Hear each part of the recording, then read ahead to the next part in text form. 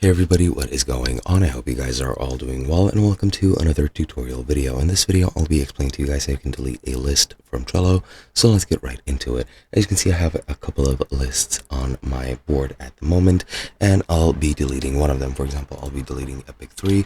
I'll just write, I don't know, some random cards which are gonna be within this list so that I have something to delete. And now, as you can see, I have a list with all these cards, and if I go to these three dots right here, I can go ahead and click on archive this list.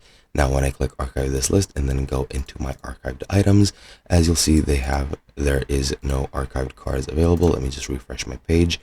Something might be glitching out, and if I check my archived items again, for some reason, again, there is no archived items. There might be a different archive, or actually, yeah, I know exactly what's happening.